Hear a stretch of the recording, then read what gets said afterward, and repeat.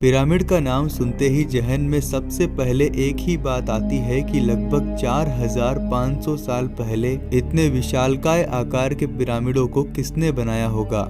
इस दुनिया में कई सारे पिरामिड हैं, लेकिन मिस्र के पिरामिड पूरी दुनिया में प्रसिद्ध है। मिस्र के पिरामिडों में सबसे ज्यादा गीजा के पिरामिड की बात होती है।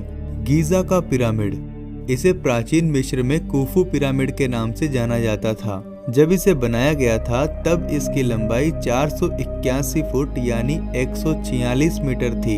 दुनिया के प्राचीन 7 अजूबों में सबसे पहले नंबर पर गीजा का पिरामिड आता था।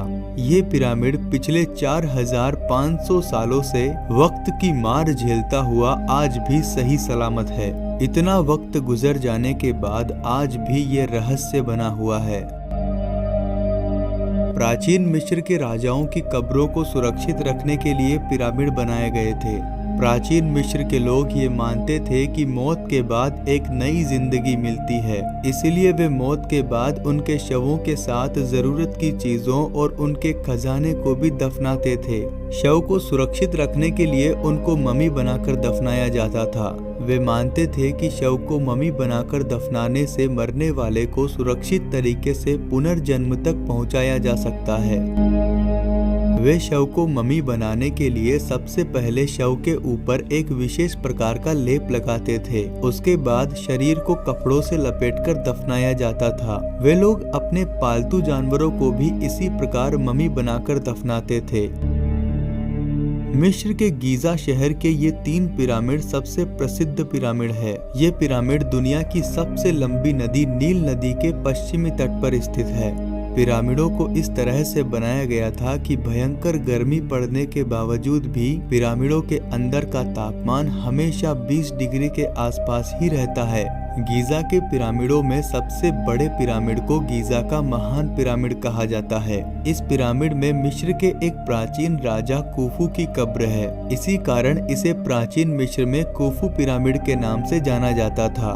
दूसरा पिरामिड राजा कुफू के बेटे खाफरे का है, इसलिए इसे प्राचीन मिस्र में खाफरे का पिरामिड कहा जाता था। गीजा का तीसरा पिरामिड, जो कि इन तीनों पिरामिडों में सबसे छोटा पिरामिड है, इसे राजा मेनकायर की कब्र के रूप में बनाया गया था। इन तीनों पिरामिडों के पास एक स्टेचू बना हुआ है जिसे स्फिंक्स का स्टेचू कहा जाता है। इस मूर्ति का चेहरा तो किसी मनुष्य के चेहरे जैसा दिखता है, परंतु शरीर किसी जानवर जैसा है। कहा जाता है कि ये चेहरा राजा खाफरे का चेहरा है और दूर से देखने पर लगता है कि ये पिरामिडों की सुरक्षा कर रहा है।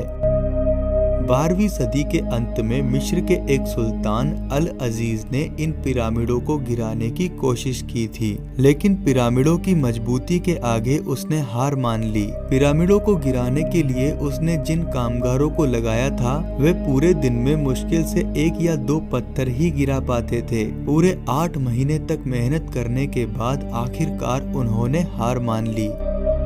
गीजा का महान पिरामिड लगभग 23 लाख पत्थरों से बनाया गया था और हर एक पत्थर का वजन लगभग 50 टन के बराबर है।